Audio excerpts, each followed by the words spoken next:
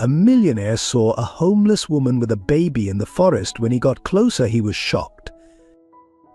The night air crackled with tension as lightning split the sky above downtown Memorial Hospital. On the 12th floor ledge, a woman in an expensive designer dress stood precariously, clutching a crying infant.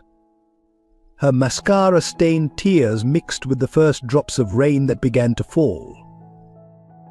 "Don't come any closer," Violet screamed, taking another step backward toward the edge. "If I can't have the perfect family, no one will." Below, dozens of police cars bathed the scene in a sea of red and blue lights. A crowd had gathered, their phones raised to capture the unfolding drama. Among them, reporters jostled for position, their cameras trained on the wealthy businessman's wife threatening to jump with his illegitimate child. A German shepherd's desperate barking cut through the chaos. Lucky strained against his leash, his eyes fixed on the baby he had protected since finding him in the woods. The dog's powerful instincts told him the infant shared his master's blood long before any DNA test confirmed it. "Please," Violet Detective Morrison called through the megaphone. "Think about what you're doing. The baby is innocent." But Violet's hollow laugh suggested she was beyond reason. Her perfectly manicured hands, now trembling, gripped Owen tighter as he wailed. "Innocent. This child destroyed everything.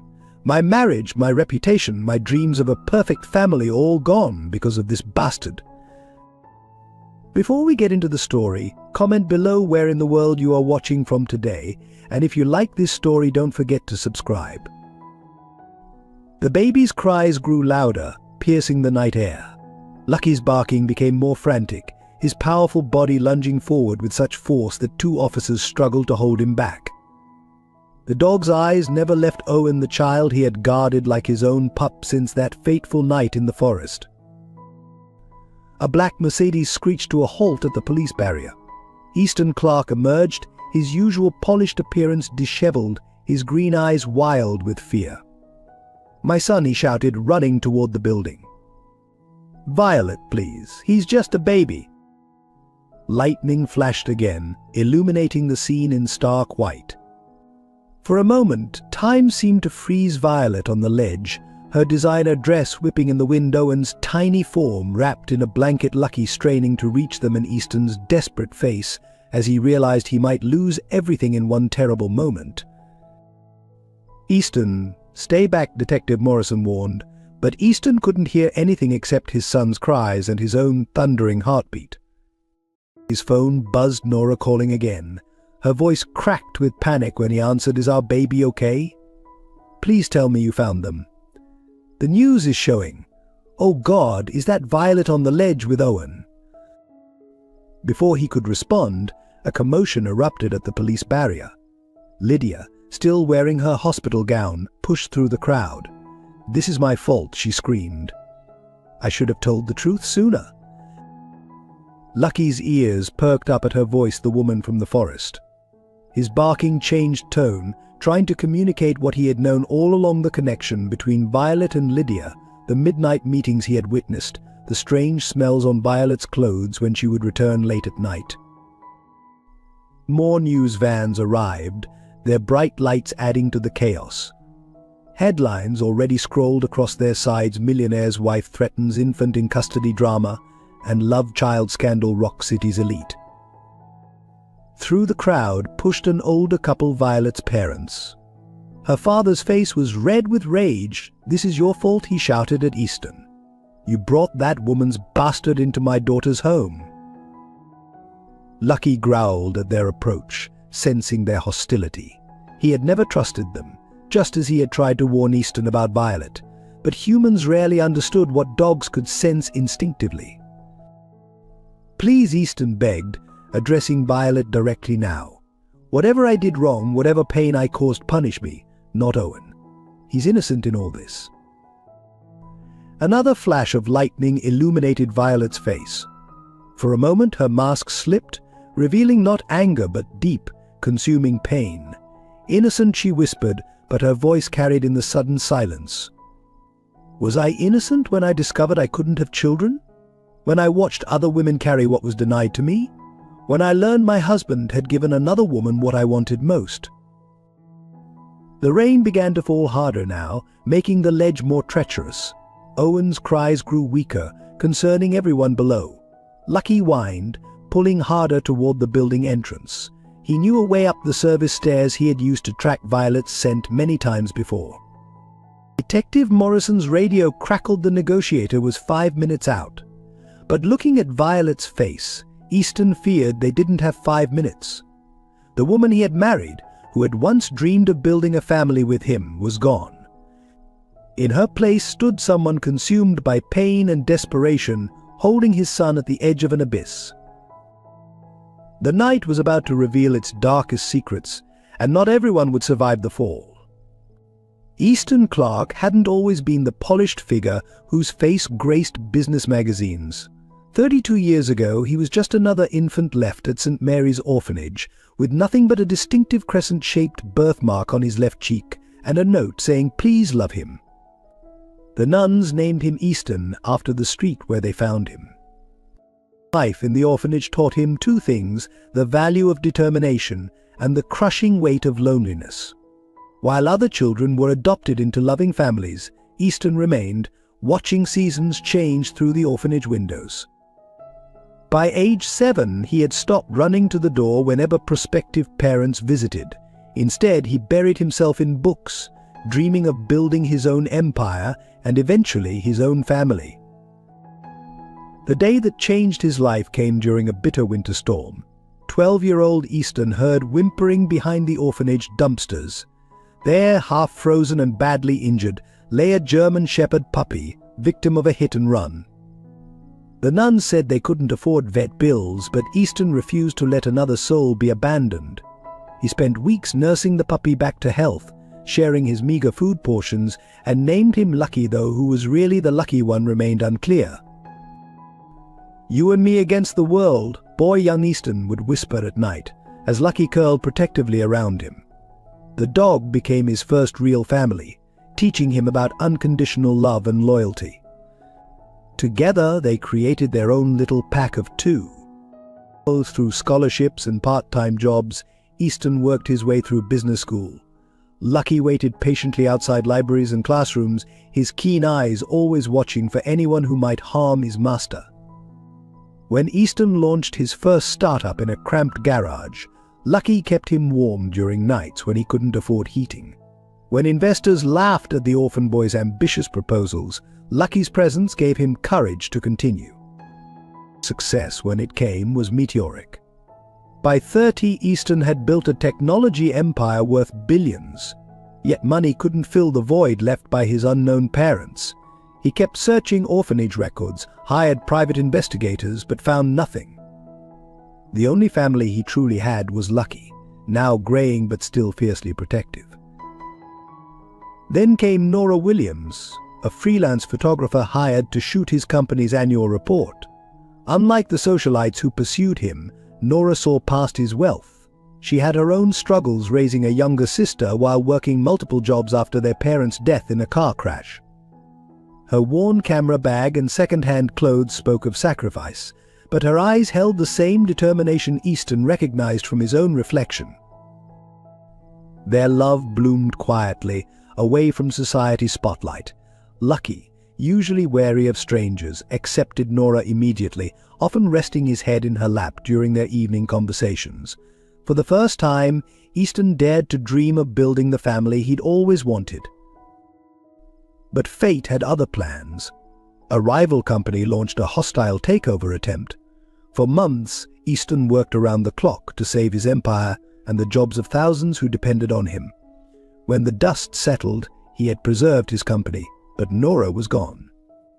Her note simply said she couldn't compete with his work, though her tears had smudged the ink. Violet entered his life during this vulnerable period. The daughter of a prominent family, she possessed the polish and social connections Easton's board members appreciated. She understood the business world's demands and shared his dream of a perfect family. Lucky, however, never warmed to her, always maintaining a wary distance that Easton dismissed as jealousy. They married in a lavish ceremony that made society pages, but Lucky refused to attend, howling mournfully at home instead.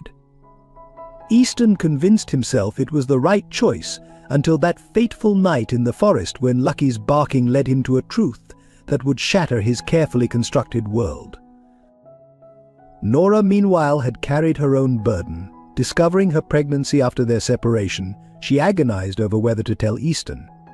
Seeing his engagement announcement in the papers, she decided to bear her secret alone. She worked extra photography jobs until her 8th month, saving every penny for her child. When Owen was born with the same crescent birthmark as his father, she cried for what might have been.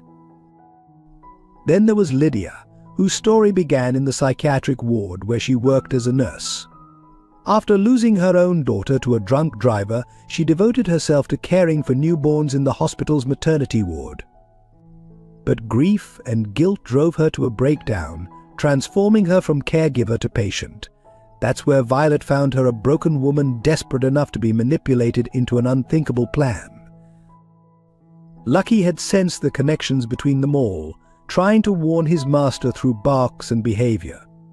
He recognized Easton's scent on Owen the moment he found the baby in the forest. He'd tracked Violet's secret meetings with Lydia, attempted to prevent her from being alone with Owen, and tried to alert Easton to the danger. But humans, with their complex webs of lies and social conventions, often missed what was right in front of them. Now, as rain pounded the hospital windows and Violet stood on the ledge with Owen, these broken souls' paths converged in a moment of crisis. Each carried their own wounds, dreams, and secrets.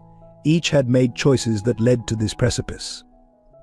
And as lightning illuminated their faces, the truth they had all tried to hide was about to come crashing down, changing their lives forever. Lucky's desperate barking echoed through the night, not just for Owen's safety, but for all the broken pieces of his master's dream of family, pieces that would have to shatter completely before they could be rebuilt into something real and lasting. The city of Millbrook was a study in contrasts, its gleaming skyscrapers casting long shadows over aging neighborhoods.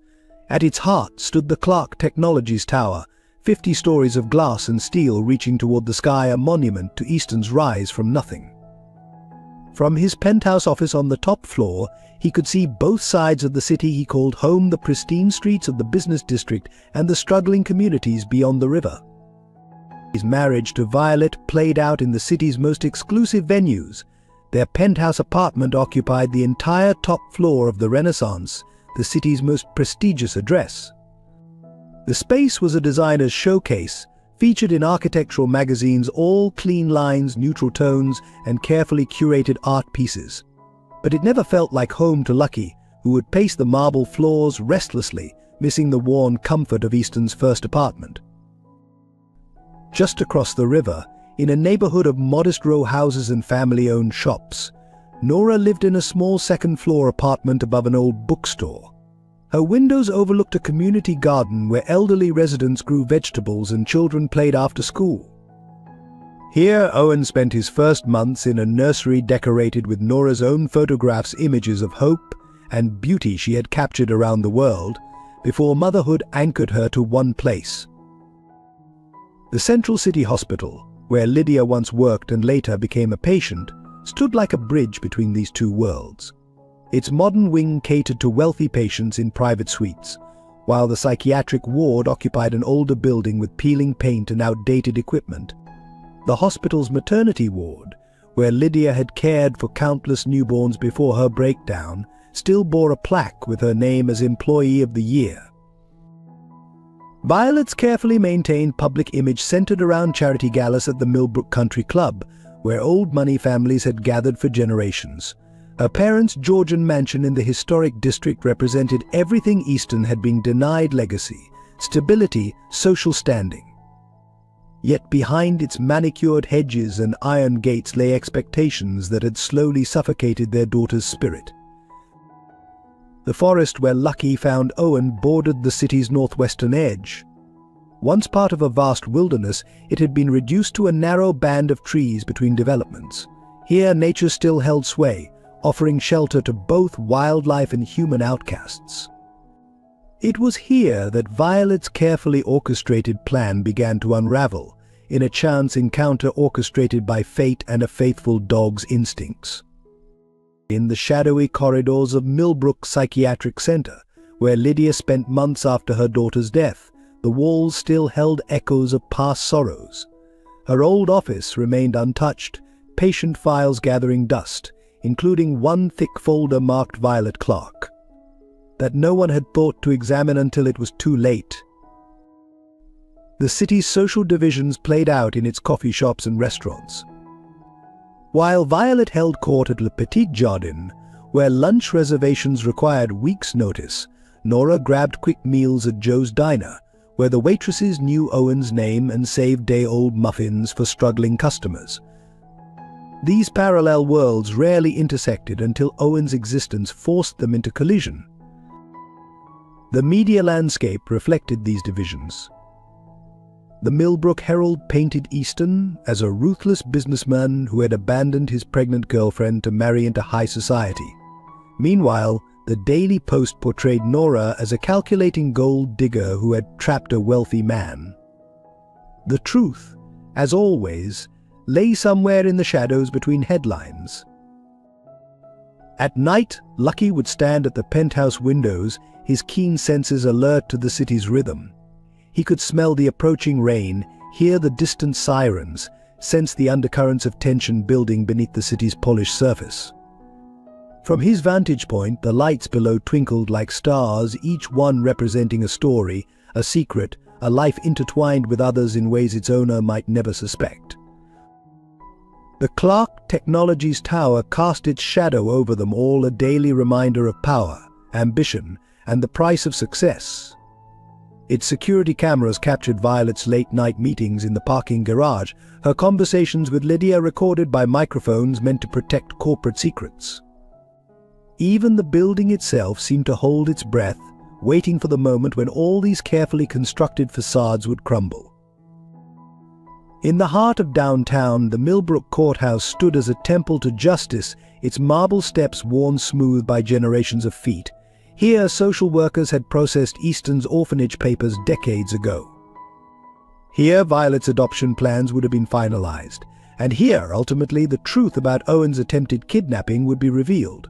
But the city itself seemed to pulse with the tension of impending revelation. Summer storms gathered over the river, thunder echoing between buildings like nature's warning. In their separate corners of Millbrook, each player in this drama prepared for a confrontation that would reshape their world. Easton in his tower, surrounded by the trappings of success, but haunted by childhood loneliness. Nora in her modest apartment, cradling their son while watching storm clouds gather. Violet in her designer prison, plotting desperately to preserve her perfect image. Lydia in the psychiatric ward, carrying the weight of too many secrets. And Lucky, the faithful sentinel, watching over them all, understanding more than any human suspected. As lightning illuminated the hospital's imposing silhouette, the city held its breath.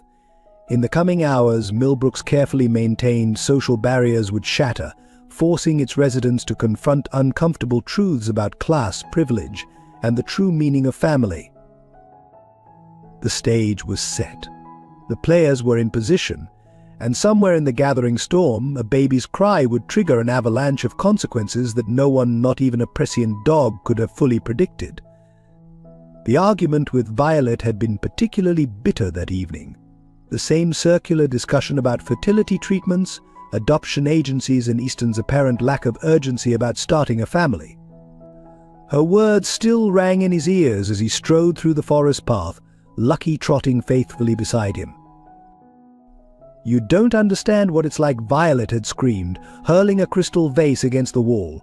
"Every month, another failure. Every baby shower, another reminder. And you just bury yourself in work." The forest air was heavy with approaching rain, branches creaking in the wind. Lucky suddenly stopped, his ears perking forward, nose twitching. Before Easton could question the behavior, the dog bolted off the path, disappearing into the undergrowth. Lucky, "Get back here," Easton called, but the German shepherd's urgent barking only grew more insistent. Something was wrong. In 15 years, Lucky had never disobeyed a direct command without good reason. Following the sound, Easton pushed through dense foliage, his expensive suit collecting burrs and leaves. The barking changed tone, not alert now, but protective, with an undertone of whining that Easton had only heard once before, when Lucky had found an injured child in the park. The scene that emerged from the darkness stopped him cold. A woman in tattered clothes crouched behind a fallen tree, clutching a bundle to her chest. Lucky stood between them, his posture uncertain, not threatening the woman, but not letting her flee either. The dog's eyes kept darting between Easton and the bundle, trying to communicate something his master couldn't yet understand. "It's all right," Easton said softly, recognizing the wild fear in the woman's eyes. "I won't hurt you. Are you lost? Do you need help?" The bundle in her arms moved, and a tiny cry pierced the night air. Lucky's whining increased, and he took a step toward the baby, nose twitching frantically. "Please," the woman whispered, her voice hoarse. "Just let us go. You weren't supposed to find us. She'll be so angry." Lightning flashed, illuminating the scene in stark detail. The woman's face showed signs of recent hospitalization, traces of adhesive where monitors had been attached, a hospital bracelet partially hidden under her sleeve. But it was the baby that caught Easton's attention. As the bundle shifted, a small face came into view, and with it, a distinctive crescent-shaped birthmark on the left cheek. Easton's hand unconsciously went to his own cheek, touching the identical mark he'd carried since birth. Lucky barked once, sharply, as if confirming the connection he'd already sensed. That mark, Easton breathed. "How? Who are you? Where did you get this baby?" The woman's eyes widened in panic. She scrambled to her feet, but the ground was treacherous with wet leaves. Lucky saw it happening before either human could react, her foot slipping, her balance failing, the baby slipping from her desperate grasp. Time seemed to slow. The baby tumbled through the air, his cries echoing in the forest silence. Easton lunged forward, while Lucky sprang from a different angle. Man and dog moved in perfect synchronization, as they had so many times during their years together. Easton caught the baby against his chest, the impact sending them both rolling across the forest floor. Lucky was there instantly, his body curling around them protectively, while the woman lay where she had fallen, seemingly unconscious. It's okay," Easton murmured, though he wasn't sure whether he was reassuring the baby, Lucky, or himself. The infant's cries softened as Easton cradled him, tiny fingers gripping his suit jacket. Lucky nosed the baby gently, his tail wagging with clear approval. In that moment, holding this mysterious child with his own birthmark, Easton felt something he'd never experienced, a bone-deep recognition, an undeniable connection. Lucky pressed against them, forming a protective circle, his behavior confirming what Easton's heart already suspected. The woman groaned, starting to stir. Easton pulled out his phone, ready to call for help, when its screen illuminated with Violet's face. His wife's name flashed accusingly, but for the first time in their marriage, he hit ignore. Something much more important demanded his attention. "Who are you?" "Little one," he whispered to the baby, who had settled contentedly in his arms. "And why do I feel like I've known you all my life?" Lucky's ears suddenly pricked forward, his body tensing. Through the trees, flashlight beams began to dance hospital security, probably searching for their missing patient. The woman saw them too, her eyes filling with fresh terror. "Please," she gasped, trying to stand. "You don't understand. She'll find us. She'll know I failed." "Who?" Easton demanded, holding the baby tighter. "Who are you afraid of?" But before she could answer, the woman's eyes rolled back, and she collapsed completely. Lucky barked urgently, torn between guarding the baby and helping the fallen woman. The flashlights were getting closer, voices calling out in the darkness. Easton looked down at the child in his arms, at the birthmark that mirrored his own, and made a decision that would change everything. Some mysteries demanded answers, whatever the cost. "Stay with her," Lucky commanded. The dog immediately moved to the woman's side while Easton pulled out his phone again, this time dialing emergency services. As he spoke to the dispatcher, the baby gripped his finger with surprising strength, and in that grip, Easton felt the first tremors of his carefully constructed world beginning to crack. The emergency room buzzed with controlled chaos. Doctors whisked the unconscious woman identified by her hospital bracelet as Lydia Mills into trauma care, while nurses fussed over the baby, checking vital signs and muttering about dehydration. Lucky sat rigidly by the waiting room door, having somehow slipped past hospital security. His eyes never left the hallway leading to the nursery where they'd taken the infant. Every few minutes he would whine softly and look at Easton, as if asking why they weren't following. "Sir," a nurse approached with forms. "We need information about the baby. You said you found them in the forest." Before Easton could respond, the emergency room doors burst open. Detective Sarah Morrison strode in, her badge catching the fluorescent light. "Mr. Clark, we need to talk about what happened in the forest." "Of course, but first, the baby is being well cared for," she interrupted, her expression grave. "What concerns me is how a prominent businessman and his dog just happened to find an escaped psychiatric patient with a missing infant." Lucky growled softly, sensing the detective's suspicion. Easton placed a calming hand on his head. "Missing infant. Owen Williams, 1 week old, disappeared from the maternity ward 7 days ago. His mother has been frantic." Morrison watched Easton's face carefully. "Interesting coincidence that the baby has the same distinctive birthmark as you." The name hit Easton like a physical blow. Williams, Nora's surname. His mind raced back 9 months, counting weeks, remembering their last night together before everything fell apart. "I need to see the mother," he managed, his voice hoarse. "Already here," Morrison gestured down the hall.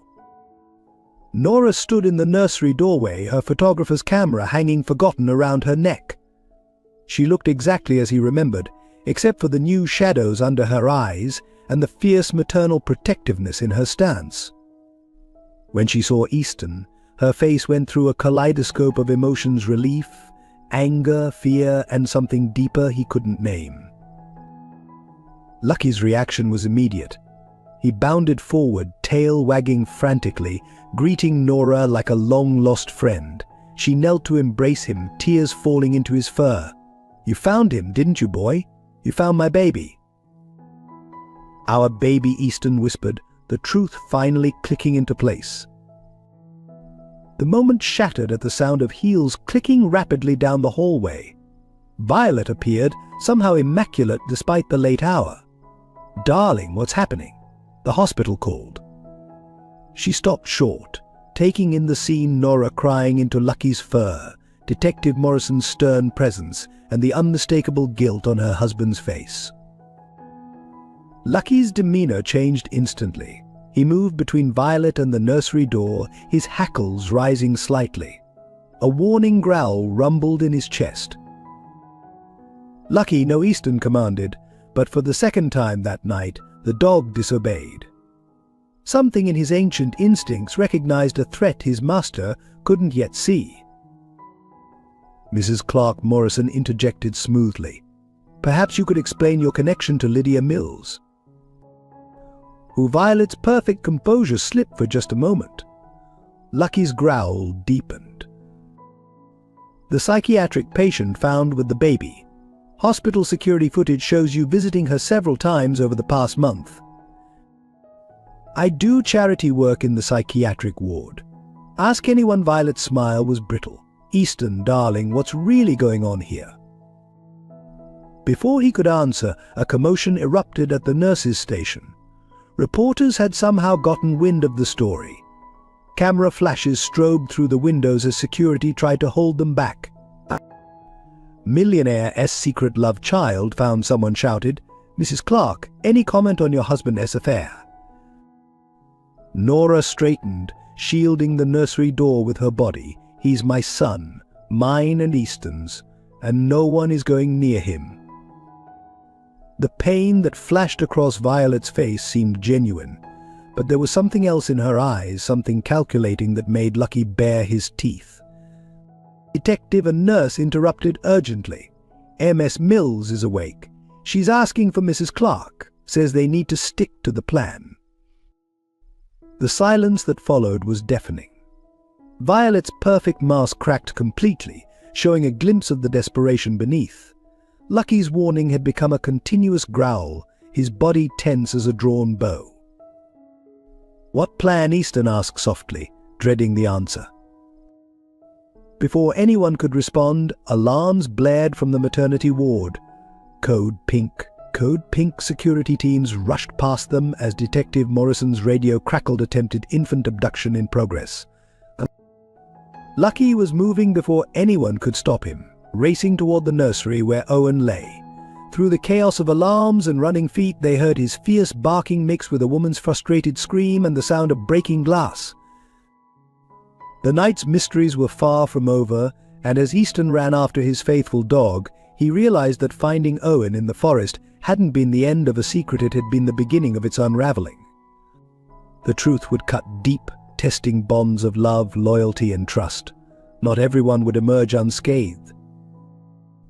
Behind him, he heard Violet's quiet words to Detective Morrison, "I can explain everything," but Lucky's urgent barking told a different story, one of danger not yet past and truth still hidden in shadow. At the end of our story, as I watch Owen playing with Lucky in our garden, I can't help but think about how life's most precious moments often come from unexpected twists of fate. If you enjoyed our journey of love, betrayal, and redemption, please subscribe to witness more touching stories that remind us of what truly matters in life. Your support means the world to us, and there are many more emotional tales waiting to be told. The hospital conference room felt too small for the emotions it contained. Easton sat at one end of the long table, Lucky pressed against his leg. Nora occupied the other end, Owen sleeping peacefully in her arms. Detective Morrison stood by the window, while Violet perched between two lawyers, her perfect posture betraying no hint of the earlier chaos. "Let's establish custody arrangements," Morrison began, but Violet cut in smoothly. "Given the circumstances, I believe I can offer a solution." Her voice carried practiced sympathy. "Clearly this situation is complicated, but I'm willing to help raise Owen as my own. After all, what child wouldn't benefit from a stable, wealthy home?" Lucky's growl was barely audible, but his muscles tensed. He'd seen through Violet's masks long ago. "No," Nora's voice was quiet but firm. "My son isn't a charity case, and he's not for sale." "Be reasonable," Violet's lawyer interjected. "Mrs. Clark can provide advantages." "She can provide everything except what Owen needs most," Nora interrupted, her photographer's eye catching the subtle shift in Violet's expression. "A mother's love isn't bought with private schools and trust funds." Easton watched the exchange, remembering his own childhood in the orphanage. "Owen needs both his parents," he said finally, "and a home where he's loved for who he is, not what he represents." How touching! Violet's smile didn't reach her eyes. "And where exactly will this loving home be? Your penthouse? With your wife? Or perhaps," she glanced at Nora's worn sweater, above a bookstore. Lucky stood suddenly, moving to stand between Owen and Violet. His posture wasn't threatening, but his message was clear: the baby was under his protection. 3 days a week, Easton proposed. "I'll have Owen 3 days a week.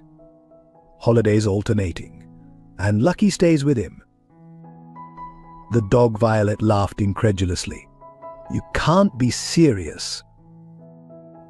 Lucky found him. Easton's voice hardened. He protected him when no one else could, and he seems to understand things about Owen's safety that some humans don't. The barb hit home. Violet's perfectly manicured nails dug into the conference table's polished surface. "There's also the matter of the press," her second lawyer added. A scandal like this could damage Clark Technologies' stock value. Perhaps a private adoption. Enough. Nora stood, Owen stirring in her arms. My son isn't a corporate liability to be managed. He's a baby who needs his father, his mother, and apparently she smiled at Lucky, his dog. Detective Morrison cleared her throat. There's still the question of how Owen ended up with Lydia Mills in the first place. Violet's composure cracked slightly. Lucky's ears pricked forward, catching the subtle acceleration of her heartbeat. A tragedy. Clearly Violet recovered smoothly. A disturbed woman's desperate actions. But now we have an opportunity to turn this unfortunate situation into something positive. Easton and I could. Owen chose that moment to wake, his cries echoing off the conference room walls. Lucky immediately padded over, nose gently nuzzling the baby's feet. The cries turned to giggles. He's never taken to anyone like that, Nora marveled. Except his father, Easton finished softly, remembering how Lucky had once comforted him in the orphanage. Violet stood abruptly. This is absurd. The dog cannot be part of a legal custody arrangement, and I will not have my home turned into a visitation center for your indiscretion. Then I'll move out, Easton said quietly. The room fell silent. Even Owen seemed to sense the weight of the moment. You can't be serious, Violet whispered. Everything we've built was built on appearances, Easton finished. Lucky knew it all along, didn't you, boy? The dog's tail wagged once, confirmation of a truth he'd tried to convey for months. I'll have my assistant pack my things today. The penthouse is yours. I'll take the lake house. The lake house. Violet's laugh was brittle. That rundown cabin? It's not even furnished properly. It has everything Owen needs. Easton smiled at Nora. Room to grow, a yard for Lucky, and parents who will love him for exactly who he is. Violet's lawyers huddled together, whispering urgently. Detective Morrison's phone buzzed with a text, her expression darkening as she read it. This meeting is over, Morrison announced. Mrs. Clark, I'll need you to come with me. We have some discrepancies in your statements about Lydia Mills to discuss. Lucky's ears flattened. He'd smelled the fear rolling off Violet in waves, knew the truth was closing in.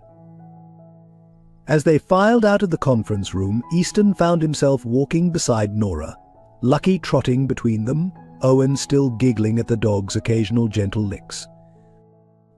The lake house really isn't furnished, he said awkwardly. Nora smiled, the same smile that had first captured his heart. Good thing I'm handy with a hammer then. Behind them, Violet's voice carried down the hallway. My lawyers will fight this. You can't just. But Lucky's joyful bark drowned out the rest, a celebration of truth finally breaking free, of family found in the most unexpected places, and of love that transcended social boundaries and corporate boardrooms. The custody battle was just beginning, but watching Lucky guide them protectively toward the exit, Easton knew they'd already won something far more valuable than legal rights. They'd found their pack. The lake house's security cameras caught Violet's black Mercedes entering the private road at 2:37 a.m., 3 days after the custody arrangement was finalized. Lucky, who had taken to sleeping outside Owen's nursery window, raised his head at the sound of expensive tires on gravel.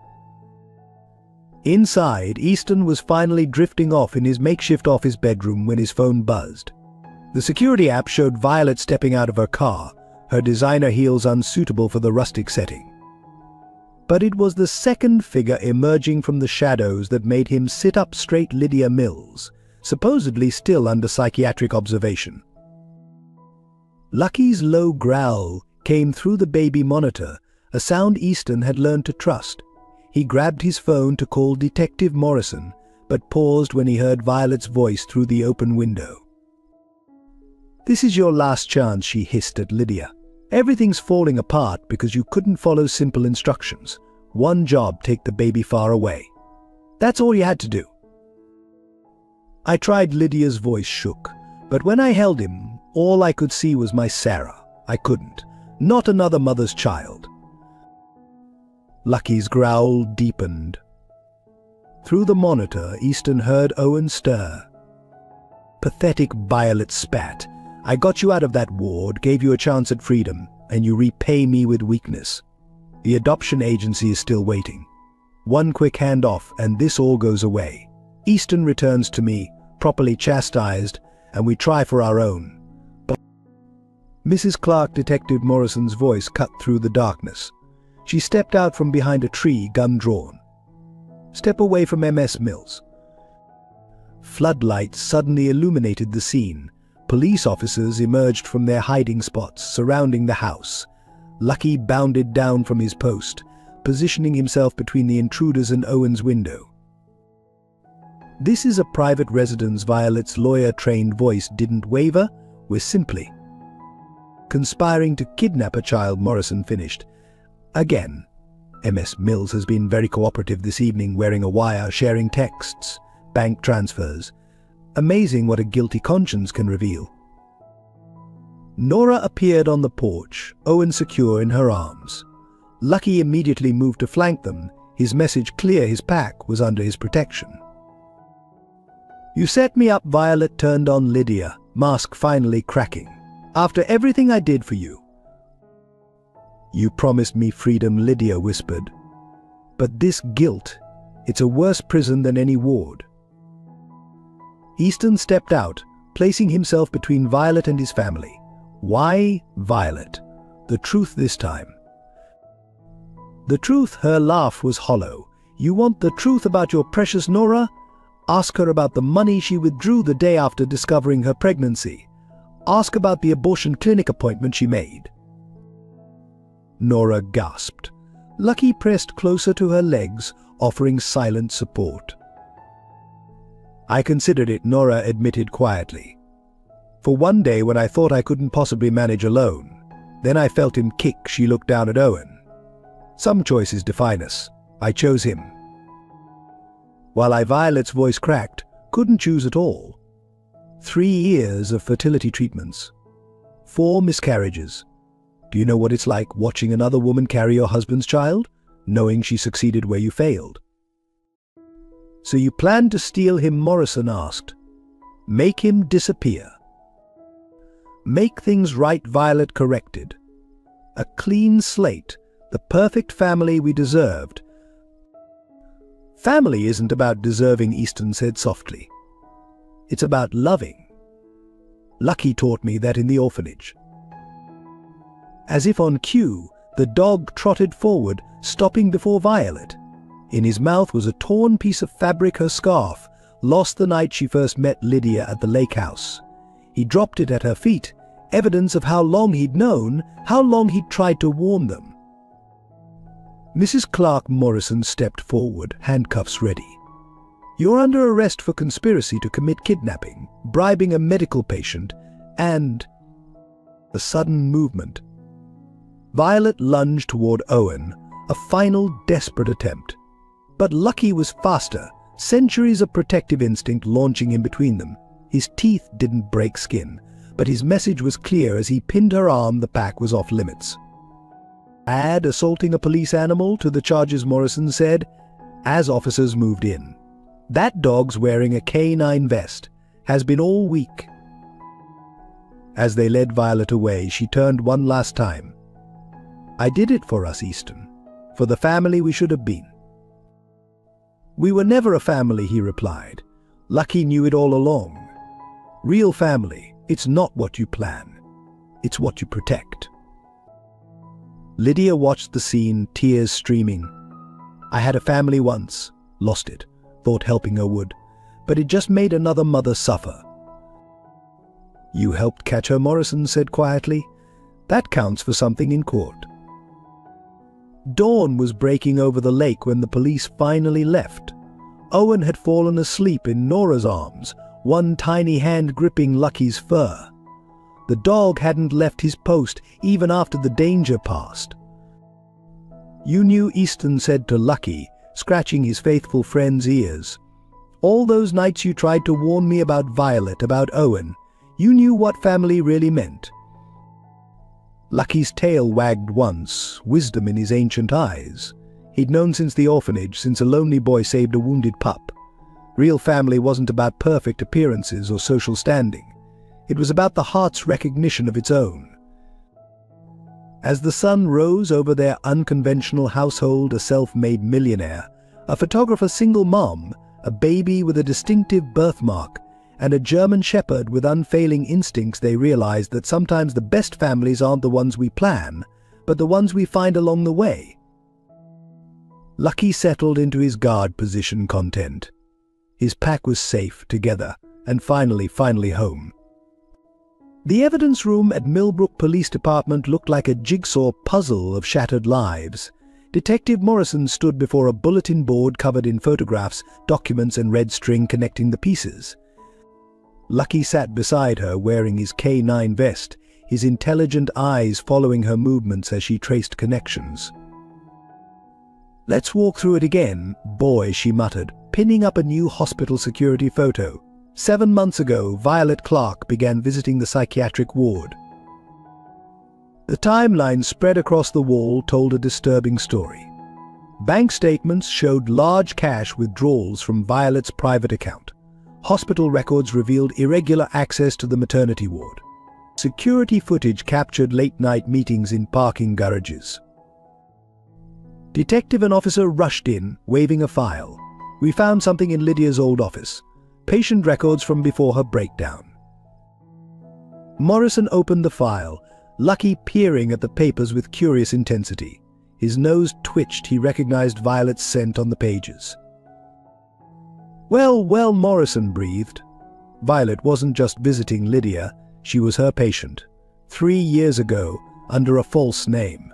Treatment for severe depression following multiple miscarriages.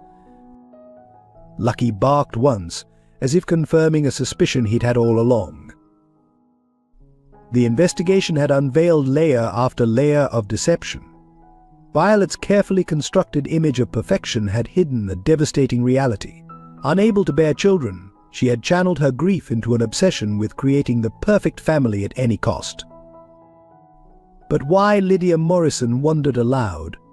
Of all the people to involve, a young officer appeared in the doorway. "Detective, you need to see this." Hospital archives found old security footage from the day Lydia lost her daughter. The grainy video played on Morrison's laptop. Lucky moved closer, his ears forward with interest. On screen, a younger Violet rushed into the emergency room, cradling a critically injured little girl, Sarah Mills, Lydia's daughter. She had witnessed the hit-and-run accident and tried to save her. She felt responsible, Morrison realized. When she couldn't save Sarah, it triggered something. And when she found Lydia years later, vulnerable in the psychiatric ward. Lucky whined softly, remembering how he'd sensed the connection between the two women during their secret meetings at the lake house. The investigation expanded beyond the attempted kidnapping. Financial records revealed a complex web of transactions, payments to private investigators who had tracked Nora's pregnancy, bribes to hospital staff for confidential information, and a substantial deposit to an overseas adoption agency. Mrs. Clark, Morrison interviewed Violet in the county jail. "Tell me about your relationship with Lydia Mills." Violet sat perfectly straight in her orange jumpsuit, as if at a board meeting. We understood each other's pain, the emptiness of losing a child, whether through death or inability to conceive. When I discovered Easton's indiscretion, it seemed like fate, a chance to fill both our voids. By stealing another mother's baby. By giving him a better life, Violet's mask slipped slightly. "You've seen where Nora lives. What kind of future could she offer? With us, Owen would have had everything." Everything except his real family, Morrison countered. Violet's laugh was bitter. Real family. Like the orphanage that raised Easton, or Nora's broken home. I could have given Owen the perfect family. "Perfect isn't the same as real," Morrison said quietly. Meanwhile, forensics uncovered more disturbing evidence. Hidden cameras had been installed in Nora's apartment building. Private investigators' reports detailed her daily routines. A nursery had been prepared in a remote vacation house, complete with forged adoption papers. Lucky proved invaluable to the investigation. His keen nose led officers to buried evidence at the lake house, discarded phones containing incriminating texts, receipts from meetings with shady contacts, and the original plans for Owen's abduction. But the most damning evidence came from an unexpected source. Sarah Mill's autopsy report revealed something Violet had hidden for years. She had been drinking the day of the accident. Her delayed reaction in calling emergency services might have cost Sarah her life. That's why she felt she owed Lydia Morrison, explained to Easton. Guilt drove her to extremes. When she couldn't have children of her own, helping Lydia steal Owen became her way of atoning. Lucky, who had accompanied Easton to the station, pressed against his leg supportively. The dog had sensed the wrongness in Violet long ago, had tried to warn them all. The investigation also uncovered a pattern of manipulation. Violet had carefully orchestrated chance meetings with Easton after learning of his success. Her apparent understanding of his orphanage background had been researched and rehearsed. Even their spontaneous courtship had been meticulously planned. She studied you, Morrison explained. Used your deepest desires, family, stability, acceptance to create exactly the wife you thought you needed. Nora arrived at the station, Owen sleeping peacefully in his carrier. Lucky immediately moved to guard them, his protective instincts never wavering. There's more, Morrison continued. We found her real medical records, the fertility treatments, the miscarriages. They were fabricated. Violet had elective sterilization years ago, after Sarah's death. She never intended to have children of her own. Then why the treatments? The specialist Easton asked. Appearance. Everything was about maintaining the perfect image, the devoted wife desperate for a child, when she discovered Owen's existence. She saw an opportunity, Nora finished quietly. A ready-made family she could script and control. Lucky growled softly at a new scent. Violet's parents entered the station, their lawyer in tow. We've come to post bail, her father announced. This is all a misunderstanding. But Morrison shook her head. No bail, Mr. Morrison. Your daughter conspired to kidnap an infant, manipulated a psychiatric patient, and nearly destroyed multiple lives to maintain her facade. The evidence is overwhelming. As if to emphasize the point, Lucky retrieved a final piece of evidence from Morrison's desk, a journal found in Violet's private safe. Inside, years of detailed plans, manipulations, and calculated moves were recorded in her precise handwriting. The last entry, dated the night before Owen's discovery, read, "Tomorrow, everything will be perfect. The child will disappear, Easton will grieve appropriately, and our perfect family narrative can begin again." Lydia understands her role. After all, we both know the pain of losing a child, even if only one of us is truly responsible for that loss. The truth had finally emerged, exposed by determined detective work, a mother's love, and a dog's unfailing instincts. But as Easton looked at Owen sleeping peacefully in Nora's arms, Lucky standing guard beside them, he realized that sometimes the greatest revelations aren't about uncovering deception, but discovering what real love looks like. Morrison closed the case file, scratching Lucky behind the ears. "Good boy," she murmured. "You knew all along, didn't you?" Lucky's tail wagged once, his eyes never leaving his family. He had always known the truth that real family isn't scripted or perfect, but messy, loyal, and fiercely protective. Just like a certain German shepherd who had once found his own family behind an orphanage dumpster. The media circus around the Clark case divided Millbrook's social circles.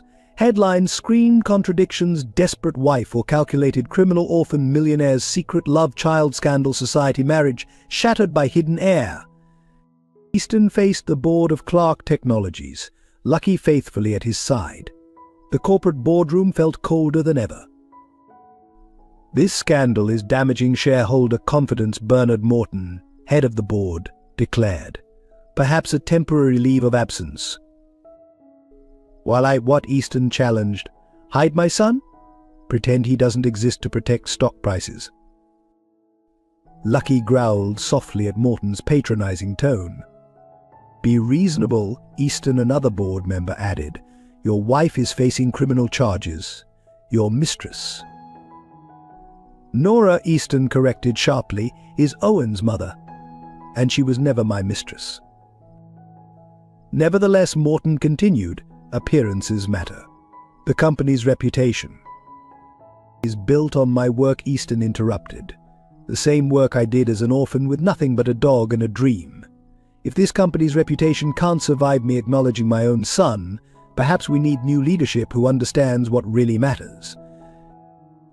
Lucky's tail wagged once, approving his master's stance. Across town, Nora faced her own battles. The prestigious preschool where she taught photography withdrew her contract. We serve exclusive families, the director explained delicately. Your recent publicity doesn't align with our image. Parents who had once praised her work now crossed the street to avoid her. Her photography clients cancelled bookings. Even the elderly couple who owned her apartment building left an eviction notice, citing moral clause violations. Lucky, who had taken to dividing his time between both households, found her crying in Owen's nursery that night. What do I tell him when he's older, she whispered, stroking the dog's fur, that his mother was branded a homewrecker. That society decided we weren't good enough. Lucky pressed closer, offering silent comfort as he had done for Easton in the orphanage years ago. The conflict spread through every layer of their lives. Violet's high society friends launched a smear campaign painting Nora as a calculating gold digger who had trapped Easton. Anonymous comments flooded local news sites, debating everyone's morality. Even the hospital faced scrutiny. How had Violet accessed restricted areas? Why hadn't anyone questioned her relationship with Lydia? The investigation revealed uncomfortable truths about how wealth and social status could bypass security protocols. Lydia, still under psychiatric care, struggled with her role in the events. I thought I was helping, she told her therapist. Violet said the baby would have a better life, but I just created more pain, like with Sarah. Lucky, accompanying Detective Morrison on a visit, gently nosed Lydia's hand. Even now, he sensed the genuine remorse beneath her actions. The conflicts reached a boiling point at Owen's baptism. Easton had insisted on having it at St. Mary's, the orphanage's chapel, where he had once dreamed of having a family. As photographers clustered outside, Violet's parents made a dramatic entrance. This is a farce, her father announced. That child is the product of sin and manipulation. My daughter. Lucky moved between them and Owen, his stance protective but not aggressive. He remembered these people's sense from the lake house meetings, knew the role they had played in supporting Violet's schemes. Your daughter needs help, Easton said quietly. Real help, not enablers who supported her desperate plans to steal a child. The confrontation made every paper in town. Photos of Lucky guarding Owen during the ceremony became symbolic of the controversy: wealth versus love, appearance versus reality, society's expectations versus the simple truth of family. The custody battle turned ugly. Violet's lawyers argued that Nora's modest means made her an unfit mother. Easton's business rivals suggested he was mentally unstable, referencing his orphanage background and unusual attachment to a dog. But Lucky's steadfast presence began changing public perception. The same society pages that had once glorified Violet's perfect image now ran stories about the loyal dog who had exposed her deception. Children sent letters to the local paper defending the good dog who saved the baby. Through it all, Owen remained the eye of the storm. Oblivious to the controversy, he grew into a happy baby, equally comfortable in Nora's cozy apartment or Easton's lake house. Lucky became his constant companion, guardian, and first best friend. The conflicts forced each character to confront uncomfortable truths. Easton realized how he had hidden behind wealth and status, just as he had once hidden behind orphanage walls. Nora acknowledged her own prejudices about privilege and class. Even Detective Morrison questioned her assumptions about family structures. In therapy, Lydia finally confronted her role in Sarah's death and her manipulation by Violet. I thought helping her take Owen would somehow balance the scales, she admitted. But you can't heal one mother's pain by causing another's. Lucky, who often accompanied Owen's various family members to therapy sessions, seemed to understand the healing power of his presence. His unconditional love and loyalty became a template for what real family could be: messy, imperfect, but fiercely protective. As autumn turned to winter, the conflicts began to resolve in unexpected ways. Easton's stand against the board inspired younger executives to share their own family struggles. Nora's photography students organized an exhibition celebrating non-traditional families. Even some of Violet's former friends began questioning their own perfect facades. The German Shepherd's unwavering devotion to both households helped bridge the gap between Easton and Nora's worlds. Society matrons who had once snubbed Nora found themselves moved by photos of Lucky teaching Owen to walk.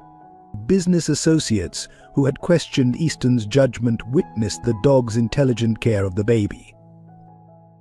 One evening, as Lucky lay between Owen's two homes, technically on Easton's property, but within sight of Nora's windows, Detective Morrison stopped by.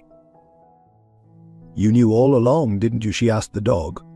"About Violet? About Owen? About what real family means?" Lucky's tail thumped once against the ground. He had always known that love doesn't follow social rules or care about perfect appearances. Real love, like his for the orphan boy who had saved him, simply is. The conflicts had changed them all, stripping away pretenses to reveal harder but more genuine truths. Like Lucky's protective instincts, real family wasn't about looking perfect, it was about being there, consistently and completely, even when the world judged you for it. The morning everything changed started normally. Lucky was doing his usual perimeter check of Nora's apartment while Owen had breakfast. The baby babbled happily in his high chair, throwing bits of banana that the dog dutifully cleaned up. Nora had an early photography assignment, and her trusted neighbor, Mrs. Chen, was due any minute for babysitting. Lucky knew the routine: he would stay with Owen until Easton picked them up at noon for their lake house weekend. But Mrs. Chen never arrived. Lucky's ears pricked at the sound of unfamiliar footsteps in the hallway. The scent was wrong, expensive perfume masking something chemical. His hackles rose. 3 sharp knocks. Mrs. Chen had an emergency. A woman's voice called, "I'm from the agency." Lucky growled softly, positioning himself between Owen and the door. He recognized the underlying scent now. It had been present at the lake house meetings. "Oh, don't worry about the dog," the voice continued smoothly. "I have authorization papers right here." The lock clicked. They had a key. Lucky's warning growl deepened as 2 women entered. The first he didn't recognize, but her body language screamed threat. The second made his blood freeze. Violet's mother, Elizabeth Morrison. How precious! Elizabeth cooed at Owen, ignoring Lucky's increasingly aggressive stance, just like Violet at that age. The first woman moved with professional efficiency, pulling out a syringe. The dog first. Lucky launched himself at her arm, knocking the syringe away. His training as a police canine kicked in. Protect without killing. The woman screamed as his teeth clamped around her wrist. Elizabeth produced a taser. Bad dog. The electrical current hit Lucky full force. He yelped, but didn't release his hold until the second shock made his muscles spasm. Through blurring vision, he saw them grab Owen, who began wailing. The baby reached for his furry protector as they quickly packed him into a designer diaper bag. "Hurry," Elizabeth hissed. The sedative won't keep the mutt down long. Fighting the drug in his system, Lucky staggered to his feet. He had to get help. With tremendous effort, he dragged himself to Nora's desk and knocked over her laptop. His paw, following hours of watching her work, managed to hit the video call button they used for evening calls with Easton.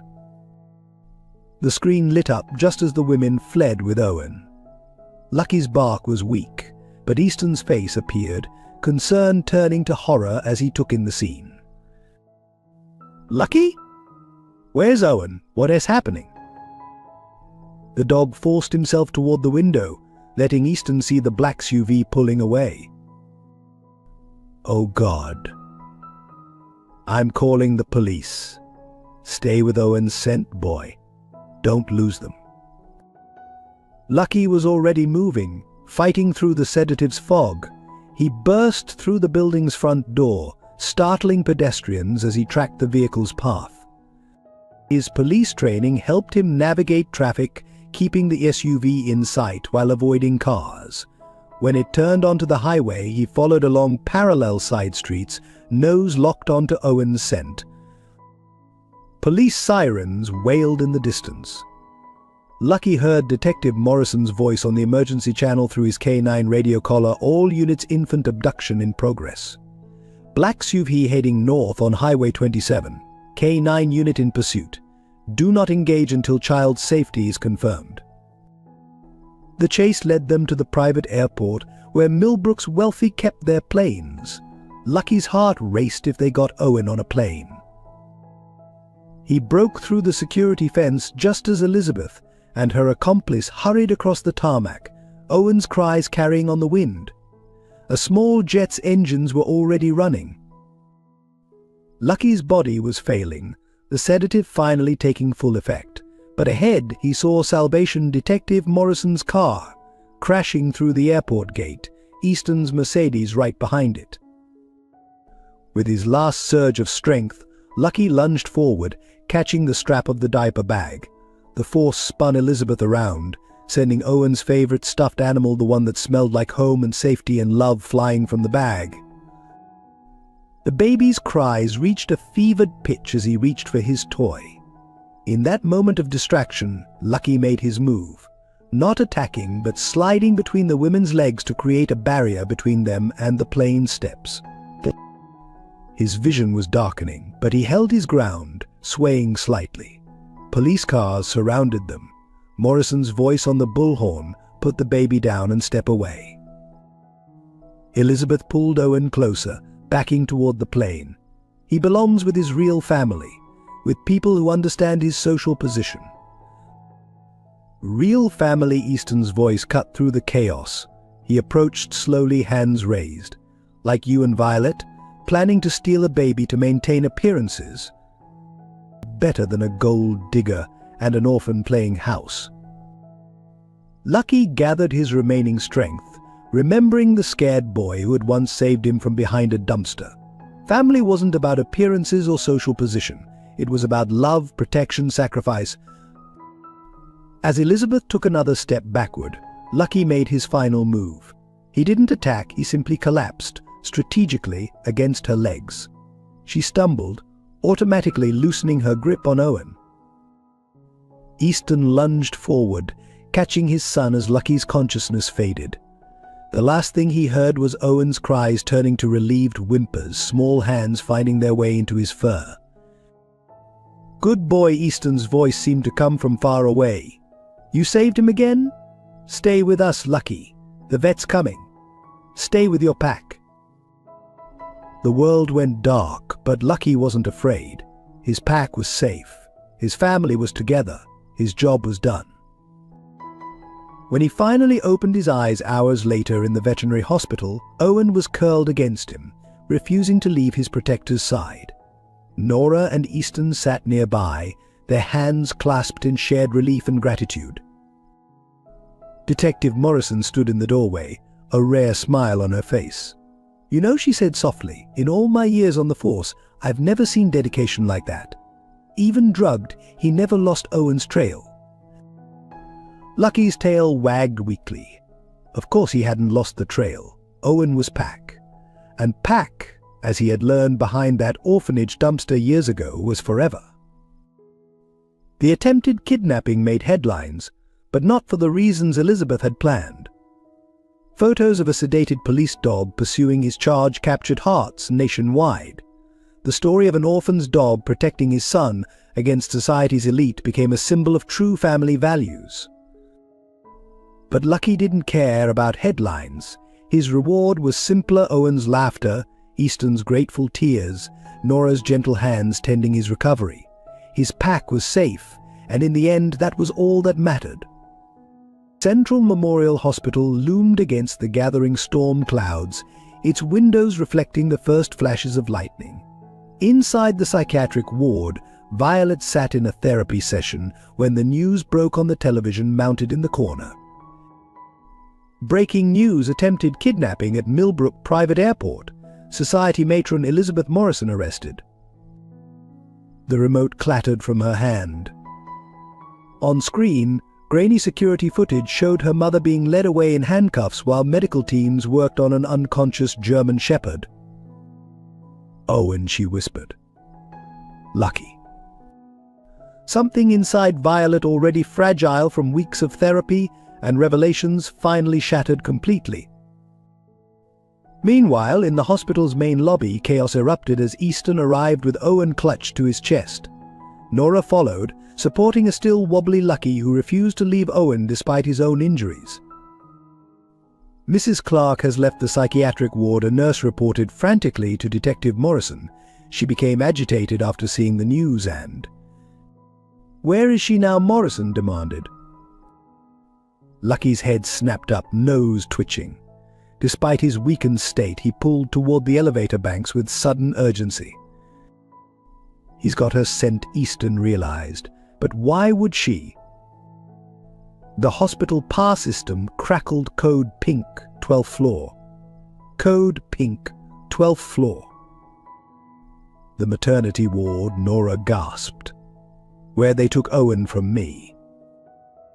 They found Violet on the ledge outside the maternity ward window, her hospital gown whipping in the storm winds. The same ledge where the story began. "Don't come closer," she shouted, her perfect composure finally completely gone. "Everything is ruined now. Mother was supposed to fix it, make it perfect again." Lucky limped forward despite everyone's attempts to hold him back. His eyes locked with Violet's predator recognizing wounded prey. "You?" She laughed bitterly. "The loyal protector. You knew what I was from the start, didn't you? Could smell the desperation, the lies." Violet. Easton stepped forward, still holding Owen. "Please come down. You need help, real help." Help? Her laugh was hollow. "Like the help I got after Sarah died." "Keep it quiet," Mother said. "Think of the family name or after each miscarriage. Try again, appearances matter." Lightning flashed, illuminating tears on her face.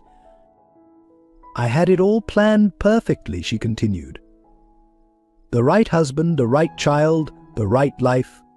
Even found the perfect scapegoat in Lydia, so consumed by her own guilt she'd do anything to atone." Owen began to cry, reaching instinctively for Lucky. The dog inched closer to the window despite his injuries. "But you ruined everything," Violet's voice cracked. "With your stupid loyalty and protective instincts. The perfect family was within reach, and she swayed dangerously on the ledge." "There's no such thing as a perfect family," Nora spoke up, moving slowly forward. "Believe me, I tried to be the perfect mother, make the perfect choice. But real love isn't about perfection." Lucky barked softly in agreement, remembering the scared orphan boy who had once saved him, imperfect but loving. "You don't understand," Violet whispered. "Without perfection, what am I? The drunk driver who killed a child? The barren wife? The failed kidnapper?" "You're someone who needs help," Easton said gently. "Like I needed help when Lucky found me. Like Lydia needs help healing from Sarah's death. None of us are perfect, Violet." Rain began to fall as Detective Morrison's team moved into position. Lucky, sensing the mounting tension, pressed closer to Owen, ready, despite his weakness, to protect his pack one more time. It wasn't supposed to be like this. Violet's voice was barely audible over the storm. Mother promised she'd fix everything. Take Owen somewhere perfect, where no one would find him. Where I could try again, be the perfect wife. And what about Owen? Nora challenged. What about his right to be loved for exactly who he is, not what he represents? Lucky growled softly as Violet took another step along the ledge. He remembered every secret meeting he'd witnessed, every plot he'd tried to expose. But now, seeing her broken on the ledge, he felt something new: pity. I just wanted. Violet swayed again, more dangerously. I wanted. Lightning struck nearby, thunder booming instantly. In that moment of chaos, several things happened at once. Violet lost her balance. Owen screamed.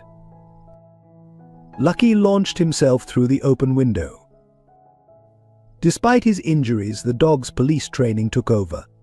His teeth caught Violet's hospital gown, bracing against the window frame. For a crucial moment, he held her between sky and safety. Emergency responders rushed forward, securing Violet as Lucky's strength gave out. The dog collapsed, his duty fulfilled one final time. Lucky Owen's cry pierced the storm. Small hands reached for his faithful protector as medical teams rushed to stabilize both dog and woman. Hours later, in a quiet hospital room, Lucky lay recovering with Owen curled against him. Easton and Nora sat nearby, watching their son sleep in the safety of his guardian's presence. She'll get the help she needs now, Detective Morrison reported quietly. Real help, not just appearances. Her mother's arrest broke something loose. She's finally talking about Sarah, about the accident, about everything. Lucky's tail thumped weakly. He had recognized the wound in Violet long ago, the same desperate loneliness he'd once seen in an orphan boy's eyes. But where Easton had found healing through love, Violet had sought it through perfection. The hospital's reviewing all its security protocols, Morrison continued. Elizabeth Morrison's influence ran deep. Several staff members were on her payroll. But Lucky wasn't listening anymore. His focus was on his pack, Owen's peaceful breathing, Easton's grateful tears, Nora's gentle hands in his fur. The perfect family wasn't perfect at all, and that's what made it real. Outside, the storm began to clear. In her secure psychiatric room, Violet watched the same sky, finally ready to confront her own imperfect truth. And Lucky, the faithful guardian who had seen through every deception, closed his eyes contentedly. His family was safe, and in the end, that was all the perfection anyone needed. As I watch Owen sleeping peacefully against Lucky's protective form, I'm reminded that life's most profound stories aren't about perfection, but about the raw, authentic moments that shape us. If this tale of love, betrayal, and redemption has touched your heart, please consider subscribing to our channel. Your support helps us share more powerful stories that remind us what truly matters, not the perfect facades we present to the world, but the genuine connections that make us family. Like Lucky taught me in that orphanage years ago, sometimes the most beautiful things come from life's most unexpected moments. Join us for more emotional journeys, and let's explore together the true meaning of unconditional love and loyalty. The veterinary intensive care unit was eerily quiet at 3 in the morning. Lucky lay motionless, connected to monitors that beeped steadily in the darkness. The toxicology report had revealed a dangerous cocktail of sedatives in his system, enough to kill a smaller dog. Easton hadn't left his faithful friend's side in 48 hours. His clothes were rumpled, his usual polished appearance forgotten. Owen slept fitfully in a portable crib beside Lucky's bed, refusing to be separated from his protector. The next 24 hours are critical, the vet had said. The damage to his kidneys from the sedatives, combined with the taser burns and physical strain of the chase. He's not a young dog anymore. Nora entered quietly, carrying fresh coffee. Her eyes were red from crying, her photographer's hands trembling slightly as she stroked Lucky's graying muzzle.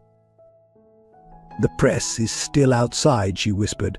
They're calling him the guardian dog of Millbrook. There's a crowd holding a candlelight vigil in front of the clinic.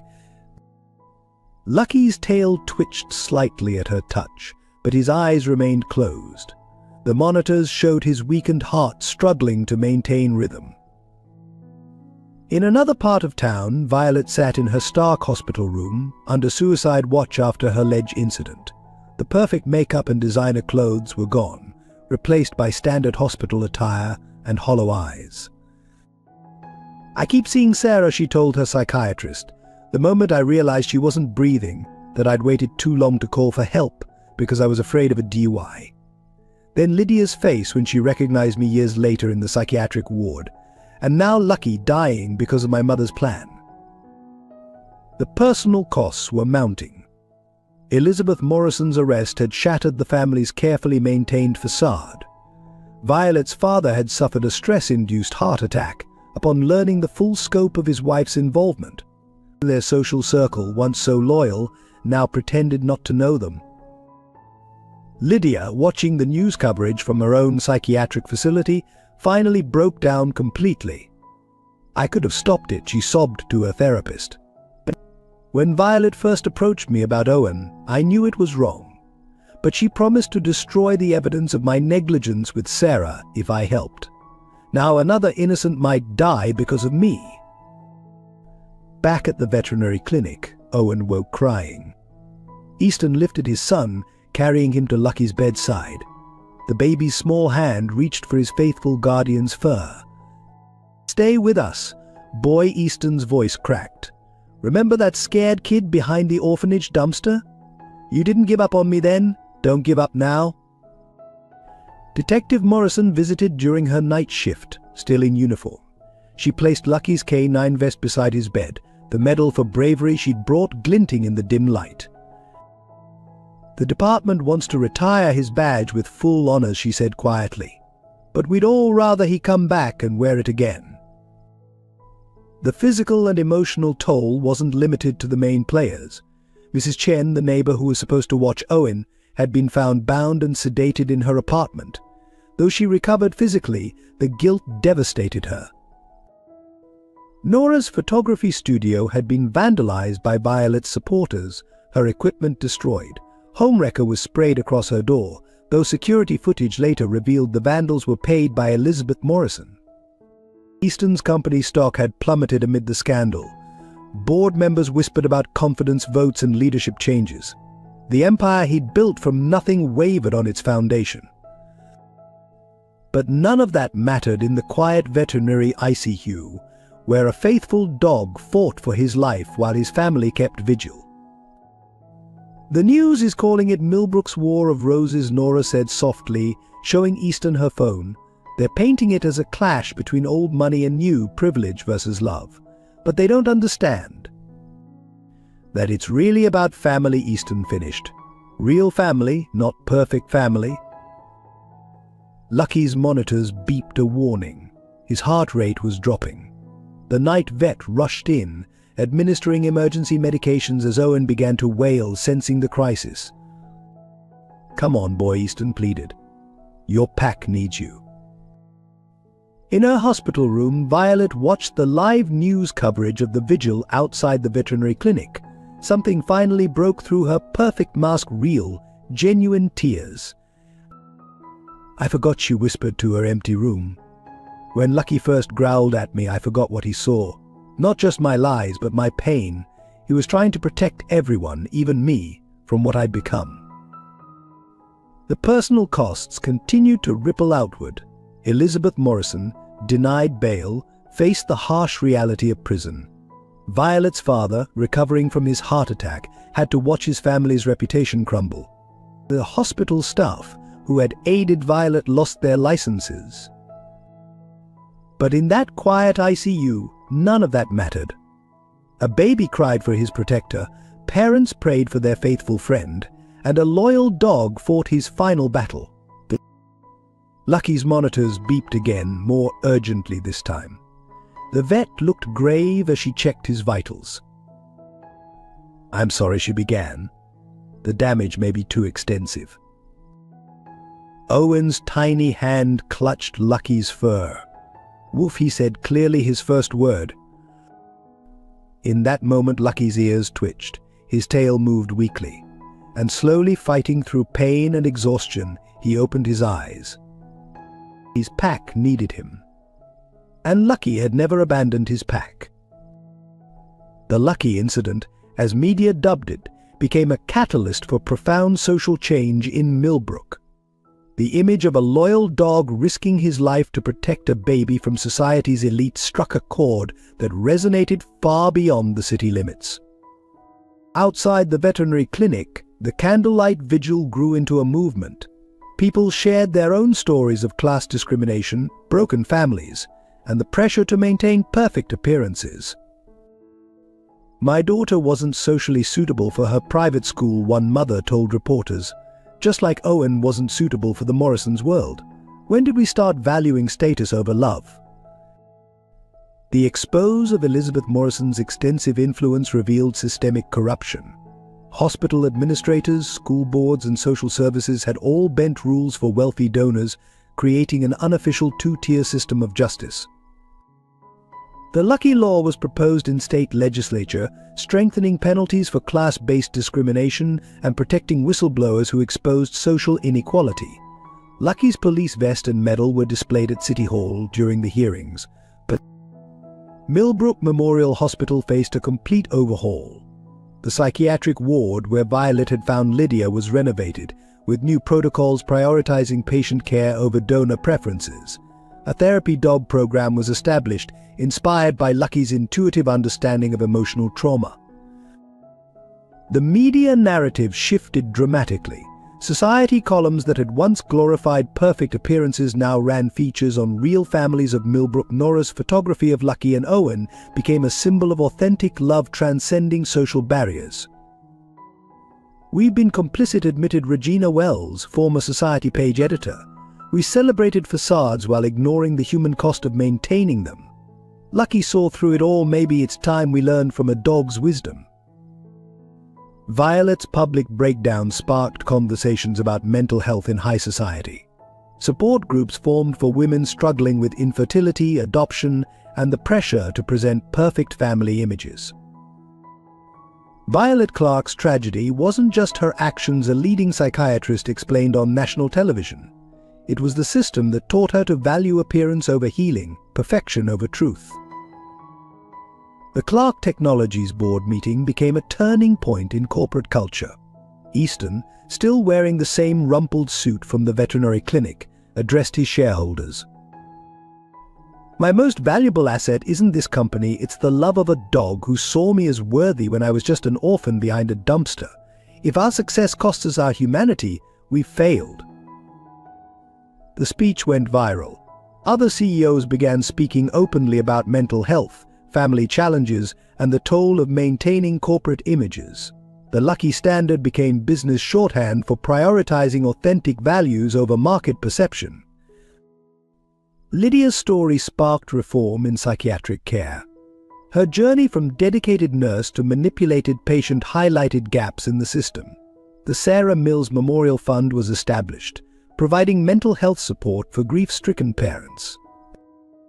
Even the exclusive Millbrook Country Club felt the change. Their annual charity gala, usually a showcase of wealth and status, was transformed into a fundraiser for animal-assisted therapy programs. Lucky's photo hung in their main hall, a reminder that true nobility lies in actions, not ancestry. The education system wasn't immune.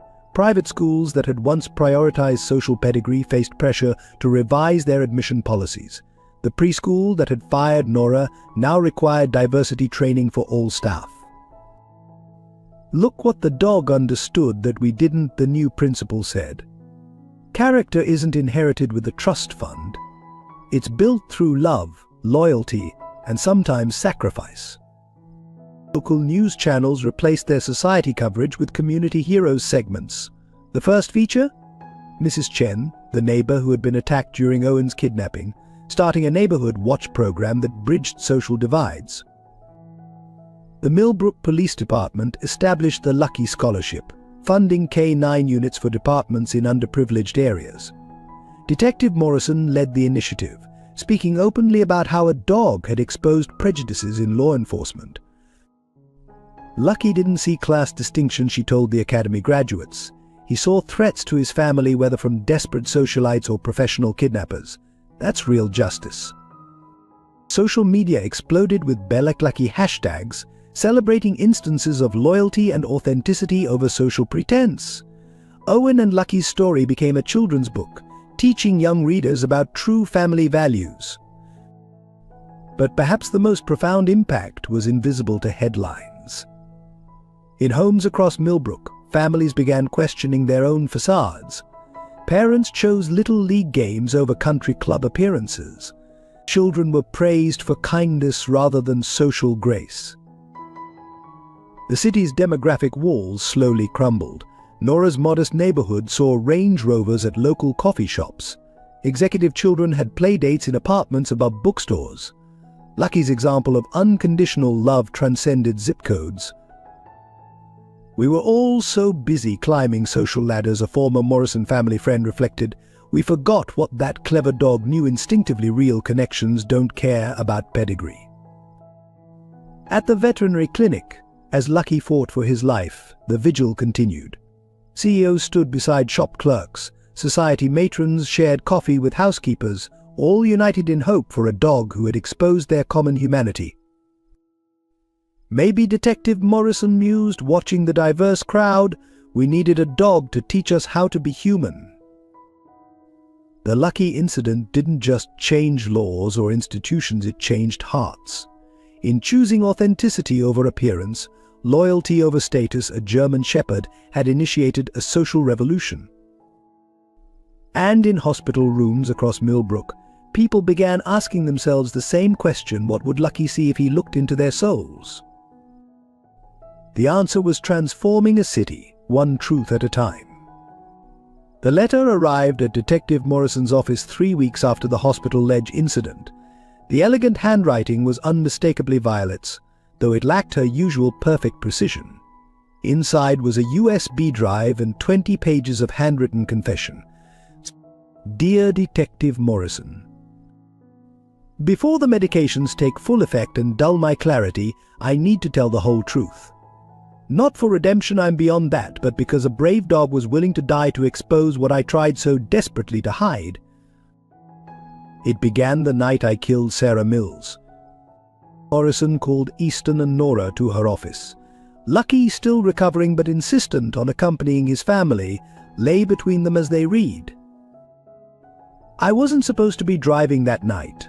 3 miscarriages in 2 years had driven me to pills and alcohol. But I saw this little girl, Sarah, chasing her ball into the street. I swerved, too late, too drunk. When I ran to her, I recognized her mother, Lydia Mills, the nurse who had treated me after my last miscarriage. The decent thing would have been to call 911 immediately. Instead, I called my mother. Appearances, she said, as she'd said my entire life. Think of appearances.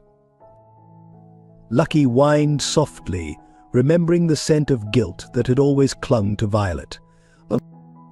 We waited 15 crucial minutes before calling emergency services. 15 minutes that cost Sarah her life. Mother handled everything: the police, the press, the hospital records. Lydia never knew I was the driver. But guilt festers. When I couldn't conceive, I convinced myself it was cosmic punishment. Each fertility treatment failure pushed me further into obsession. That's when I first noticed Easton, the orphan who'd built an empire, who represented everything I wanted to control. Easton's hand found Nora's as they read on.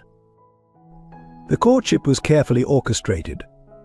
Mother researched his background, his preferences, his vulnerabilities. I played the perfect understanding partner. Only that damn dog saw through it all. Lucky knew his growls weren't aggression, they were warnings to his master. Then came the ultimate cosmic joke: discovering Nora's pregnancy. Mother found out first through her hospital contacts. This is perfect, she said. We can make this disappear. I found Lydia in the psychiatric ward, broken by Sarah's death. The manipulation was easy. She carried so much guilt already. I promised her freedom, redemption, a chance to save another child from a bad situation. I never told her I was the one who killed her daughter. Lucky stood suddenly, moving to the window. Outside, the city sprawled beneath storm clouds, just as it had the night he found Owen. The plan was simple: wait until the birth, have Lydia take the baby, arrange a private adoption overseas. But something went wrong. Lydia couldn't go through with it. Her maternal instincts, the ones I'd lost to ambition and appearances, made her run. That's when Lucky found them. Even drugged, he followed Owen's trail. Even injured, he kept his vigil. A dog understood more about love and family than I had learned in a lifetime of social conditioning. Tears stained the elegant paper. The USB drive contains everything: security footage, bank transfers, mother's network of paid informants. The real tragedy isn't just what I did, it's the system that made it possible. A system where appearances matter more than truth, where money can bury a child's death, where perfect facades hide rotting souls. Lucky returned to Owen's side, gently licking the baby's hands. His instincts had recognized the truth from the start. I see them now, from my hospital window, the crowds holding vigils for Lucky. They called him a hero for saving Owen from kidnappers. But his real heroism was in seeing through our perfect lies, in refusing to accept the facades we built. I killed Sarah Mills. I manipulated her grieving mother. I tried to steal a baby to maintain appearances. And through it all, a dog knew what we had forgotten: that real love isn't perfect. It's loyal, messy, and true. The final pages contained detailed evidence, dates, accounts, names of corrupted officials. Violet had exposed not just her own crimes, but an entire system of privilege and cover-ups. I don't ask for forgiveness, but perhaps my confession can begin to balance the cosmic scales. Sarah Mills deserved justice. Lydia deserved truth. Owen deserved protection from our toxic world of appearances. And Lucky? He deserved to be believed. While we humans spoke in lies and social niceties, he never wavered from the truth. Even now, fighting for his life because of our actions, he teaches us about unconditional love. I'm ready to face the consequences. For Sarah, for Lydia, for the perfect family I destroyed chasing an illusion of perfection. Let the truth finally be told. Violet Clark. Detective Morrison closed the file slowly. This changes everything. The Sarah Mills case, the hospital corruption, the social services investigations. But Lucky wasn't listening to human justice. His focus was on Owen, playing contentedly in his father's lap. The truth had finally been spoken, but the dog had known it all along. Real family isn't built on perfect appearances, but on perfect love. Outside, thunder rolled across Millbrook. The storm that had begun the night Lucky found Owen was finally breaking, washing away years of carefully maintained facades. And in her hospital room, Violet watched the rain, finally free of the perfect mask she'd worn for so long. Sometimes she realized it takes a dog's wisdom to teach humans how to be human again. The Millbrook County Courthouse hadn't seen such crowds since its construction in 1902. People packed the ornate halls, all social barriers forgotten as they awaited the verdicts that would reshape their city. Lucky, wearing his K9 vest and newly awarded medal, sat beside Owen in the witness area. Though still recovering, he had insisted on attending, his presence a silent testimony to truth. In the matter of Sarah Mills' death, Judge Henderson began. This court finds Violet Clark guilty of vehicular manslaughter and conspiracy to obstruct justice. The gallery held its breath. However, given her complete cooperation, psychiatric condition, and full confession that exposed systemic corruption, this court sentences her to 5 years in a psychiatric facility with mandatory treatment. Elizabeth Morrison's verdict came next. 20 years for conspiracy, kidnapping, and corruption. The woman who had orchestrated so many cover-ups showed no emotion as she was led away. But the real impact came from the subsequent investigations. Judge Henderson appointed a special commission to examine every case influenced by Morrison money over the past decade. Let the Lucky Commission's mandate be clear, he announced. Justice shouldn't wear a designer label. Hospital administrators were indicted. School boards were dissolved. Social services underwent complete restructuring. The perfect facade of Millbrook's upper class crumbled like the walls of Jericho. Lydia Mills received immunity for her testimony. At her request, she began working with troubled mothers in the psychiatric ward, her own healing coming through helping others. Sarah's death broke me, she told the court. But watching Lucky fight for Owen, it reminded me what being a mother really means. The Sarah Mills Memorial Center opened in the renovated Morrison Mansion, offering support for grieving parents and children's advocacy. Lucky visited weekly, his gentle presence helping heal broken hearts. Nora's photography studio was rebuilt with community support. Her exhibition Truth Through a Dog's Eyes, featuring Lucky's journey from orphanage savior to Owen's guardian, became a national sensation. Easton transformed Clark Technologies. The company's new mission statement, displayed beneath a portrait of Lucky and Owen's success measured in loyalty, not dollars. But perhaps the most profound justice was invisible to courts and commissions. In therapy, Violet finally confronted her demons. I spent my life chasing perfect appearances, she wrote in her journal. A dog taught me that real beauty lies in broken things made whole through love. Elizabeth Morrison, in prison, received an unexpected visitor, Sarah Mills' father. I don't forgive you, he said quietly.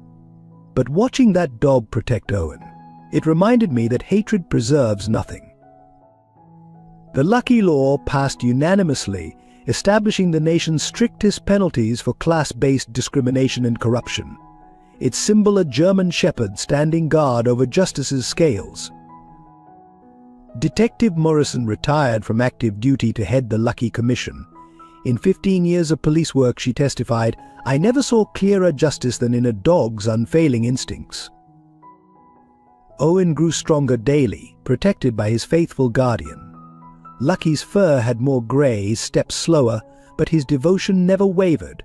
He had shown Millbrook that true justice, like true love, knows no social bounds. The consequences rippled beyond the courtroom. Millbrook's social landscape transformed. Country club memberships declined while community center participation soared. Private school waitlists shortened as parents chose values over prestige. The lucky effect, sociologists called it, when a society chooses authentic connection over artificial perfection. 1 year after the verdicts, Millbrook gathered for the first annual Lucky Day celebration. The German shepherd, now officially retired but still Owen's constant protector, watched from the courthouse steps as his legacy unfolded. Violet, granted supervised leave from treatment, stood quietly in the crowd. I understand now, she told her therapist later, what Lucky knew all along, that perfect love casts out fear of imperfection. Elizabeth Morrison, watching the celebration on prison television, finally wept real tears. Her perfect world had crumbled, but from its ruins, something authentic had grown. The Sarah Mills Memorial Center hosted its first graduation of peer counselors, parents helping parents heal. Lydia, now program director, placed a photo of Sarah beside Lucky's medal. 2 different tragedies, transformed by truth into healing. Owen, taking his first steps under Lucky's watchful eye, embodied the new Millbrook.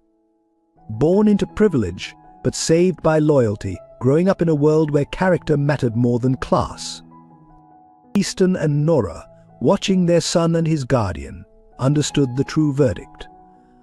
Not guilty or innocent, but something more profound, the judgment of unconditional love over conditional acceptance. Lucky knew, Easton said softly, scratching his faithful friend's ears. From that first night at the orphanage, real family, real justice. They're not about being perfect. The aging dog wagged his tail, still standing guard over the imperfect, beautiful truth he had helped expose. His pack was safe, his city healing, his work complete. As sunset painted Millbrook's skyline, Lucky surveyed his transformed world from the courthouse steps. The perfect facades had crumbled, but something stronger had emerged, a community built on authentic connections and unwavering loyalty. Justice, he had shown them, doesn't wear a pedigree. And love, like truth, needs no perfect disguise. The consequences of his loyalty had transformed a city. But for Lucky, curled protectively around a sleeping Owen, the only verdict that mattered was the one written in his heart: love, unfailing and true. Above the courthouse doors they mounted a new inscription: truth sees through perfect lies, and beneath it, a simple bronze statue, a German shepherd, ever vigilant, guarding justice with perfect love. 5 years passed, marked by the steady rhythm of paw prints alongside growing footsteps. Owen, now in kindergarten, still had his faithful shadow Lucky, grayer but ever vigilant, accompanying him everywhere. The lake house had transformed into a true home. Easton's corporate suits hung beside Nora's camera gear, Owen's artwork decorated every surface, and Lucky's bed occupied the place of honor by the fireplace. The perfect facade of Easton's former life had been replaced by something beautifully imperfect. "Daddy, tell me again about how Lucky found me," Owen would ask each night, curled up with his guardian. Well, Easton would begin, as Lucky's tail thumped knowingly. It started with a very brave dog who could see what everyone else had forgotten: that real love doesn't need to be perfect. Nora's photography studio thrived, specializing in capturing authentic family moments. Her most famous series, Lessons from Lucky, featured candid shots of the German shepherd teaching Owen life's important truths: loyalty, protection, unconditional love. Violet, completing her treatment, found unexpected healing through the therapy dog program she'd helped establish. Each week, she worked with rescued animals, learning from them what her society upbringing had never taught: that broken things could be beautiful. "I understand now," she told her therapist, watching Lucky and Owen play during a supervised visit, "what he knew all along. Perfect isn't real, but real can be perfect in its own way." The Sarah Mills Memorial Center became a beacon of hope. Lydia, now its director, had transformed her guilt into purpose. Lucky visited regularly, his gentle presence helping other children heal from trauma. "He sees souls, not surfaces," Lydia observed, watching the aging dog comfort a grieving child, "like he saw through all our perfect lies to find the truth." Detective Morrison retired to head the Lucky Foundation, advocating for legal reforms nationwide. The organization's mission statement, displayed beneath a photo of Lucky finding Owen justice, "like love knows no pedigree." Elizabeth Morrison, serving her sentence, wrote a revealing memoir, Perfect Lies: A Mother's Confession. The proceeds went to the Sarah Mills Center, a final acknowledgement that appearance meant nothing compared to authentic redemption. The lake house became a gathering place for an unconventional family. Mrs. Chen brought her famous dumplings for Sunday dinners. Detective Morrison stopped by with case updates and dog treats. Even Violet, gradually healing, was carefully welcomed for supervised visits. Lucky presided over it all from his fireplace throne, Owen always within protective reach. His muzzle might be white, his step slower, but his devotion never wavered. The most profound resolution came in quiet moments. Owen learning to read, practicing with one hand buried in Lucky's fur. The dog waiting patiently by the school bus stop each day, his presence a constant reminder that love doesn't need words. Easton and Nora married in a simple lakeside ceremony. Lucky, wearing a bow tie, walked Owen down the aisle as ring bearer. Their vows included a promise to always value authentic love over perfect appearances. The city of Millbrook changed too. Social barriers crumbled as community connections strengthened. The Lucky Law became a model for national reform, its impact reaching far beyond one German shepherd's territory.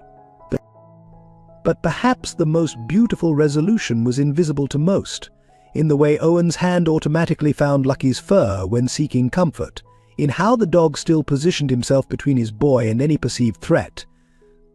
in the quiet understanding between a child and his guardian that perfect love needs no perfect package. One evening, as sunset painted the lake golden, Easton found Owen and Lucky in their usual spot on the porch swing.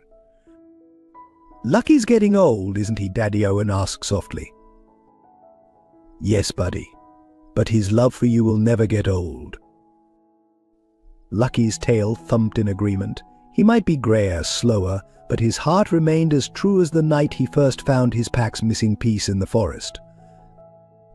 The resolution wasn't perfect, real life never is, but as Lucky surveyed his domain, Owen secure beside him, he knew it was exactly as it should be. Perfect facades had crumbled, replaced by authentic connections, and in the end a dog's wisdom had taught them all that the most beautiful resolutions come not from maintaining appearances but from maintaining love. But 10 years after the Lucky incident, Owen Clark stood at his middle school graduation podium, the senior Lucky resting faithfully at his feet. The German Shepherd's face was almost completely white now, his movements slower, but his eyes remained bright and watchful. "My essay is called 'What Perfect Really Means,'" Owen began, "and it starts with a dog who saved more than just my life, he saved our whole city's soul." In the audience, Easton and Nora held hands, remembering that stormy night in the forest. Their successful co-parenting had evolved into a deep love, proving that sometimes the most beautiful families grow from broken beginnings. The Sarah Mills Memorial Center had expanded nationwide, its logo featuring Lucky's silhouette. Lydia, now a respected child advocate, had finally found peace in helping other families heal. "Lucky taught us," Owen continued, his hand automatically finding his guardian's fur, "that perfect isn't about appearances, it's about being perfectly loyal, perfectly loving, perfectly true." The Lucky Law had transformed communities across the country. Detective Morrison, though retired, still consulted on cases where privilege threatened justice. Her favorite teaching tool, security footage of an aging German Shepherd who had seen through every perfect lie. Violet, released from treatment, had found her calling running the center's therapy dog program. Lucky showed me she often told new patients that healing doesn't mean being unbroken, it means being real. The lake house had become a sanctuary for more than just its residents. Every weekend, families gathered there, some healing, some celebrating, all learning from Lucky's example that perfect love wears no designer label. In our city, Owen's voice carried across the auditorium. We used to measure worth by bank accounts and social status. Now we measure it the way Lucky taught us, by how loyally we love, how fiercely we protect, how honestly we live. Lucky's legacy lived on in unexpected ways. The Lucky Foundation sponsored scholarships for underprivileged children. The police K-9 unit named their training facility after him. Even the exclusive Millbrook Country Club had been transformed into a community center. Elizabeth Morrison, watching the ceremony via prison livestream, wiped away genuine tears. Her perfect world had crumbled, but something more authentic had grown from its ruins. Some people think it's strange Owen smiled down at Lucky, that our city's greatest teacher has 4 legs and a tail. But Lucky knew what we had forgotten, that real family isn't about being perfect, it's about being perfectly there for each other. As if understanding his role in the story, Lucky wagged his tail slowly. Though age had slowed his body, his heart remained as strong as the night he'd first recognized his master's son in the forest. The future stretched bright before them. Owen, inspired by Lucky's example, planned to become a child advocacy lawyer. The Lucky Law would be his guidebook, teaching him that justice, like love, sees through perfect facades. So today, Owen concluded, as I graduate, I want to thank my first and greatest teacher, not for saving my life, though he did that too, but for showing our whole city that perfect love doesn't need a perfect package. Lucky rose slowly as Owen finished, accepting gentle scratches from his boy. His joints might ache now, his muzzle might be white, but his devotion remained absolute. The future would bring changes. One day Lucky would pass his guard duty to the stars, but his legacy would live on in Owen's gentle heart, in Millbrook's transformed soul, in every life touched by his unwavering truth. The thing about Lucky Owen, told a reporter after the ceremony, is that he never tried to be perfect. He just tried to be perfectly faithful. And somehow that changed everything. As the sun set on graduation day, 3 generations gathered at the lake house. Lucky surveyed his domain from his favorite spot on the porch, Owen beside him as always. The future might not be perfect, but it was perfectly real. And in the end, that's what Lucky had been trying to teach them all along. That perfect love isn't about perfect appearances or perfect plans. It's about being perfectly present, perfectly loyal, perfectly true. The aging German shepherd closed his eyes contentedly. His pack was safe, his lessons were learned, and his love, like his legacy, would live on perfectly imperfect, forever true. In a world obsessed with perfect appearances and social status, sometimes it takes the pure heart of a dog to teach us life's most profound truths. Lucky's story reminds us that real love doesn't need designer labels or flawless facades. It's found in the unwavering loyalty of a faithful companion, in the protective instinct that transcends class and privilege. In the quiet moments when an aging German shepherd still stands guard over his sleeping child. Through Lucky's eyes, we learn that our broken pieces don't make us less worthy of love, they make us authentically human. Like the faithful dog who found an orphan behind a dumpster and later saved that same orphan's son, true family isn't built on perfect appearances, but on perfect devotion. In our pursuit of superficial perfection, we often forget that the most beautiful stories come from imperfect beginnings, that the deepest healing happens when we dare to be real, and that sometimes it takes losing everything we thought we wanted to find everything we truly need. Lucky's legacy teaches us that real love, like his unwavering protection of Owen, doesn't judge by pedigree or social status, it simply loves, purely and completely. In the end, perhaps we all need to see the world through a dog's eyes, where loyalty trumps luxury, where truth outshines pretense, and where the only perfection that matters is the perfect authenticity of an open heart. As Lucky's story has touched your heart today, I invite you to become part of our growing family of storytellers and dreamers. Your subscription is more than just a click, it's a commitment to sharing authentic, heartwarming stories that remind us what truly matters in life. Please hit that subscribe button, share this video with your loved ones, and let them experience the power of unconditional love. Don't forget to leave a like and share your own stories and emotions in the comments below. Like Lucky taught us, real connections become stronger when shared. Together, let's spread these messages of love, loyalty, and the beauty of imperfect moments. Your support helps us continue telling stories that touch hearts and change lives.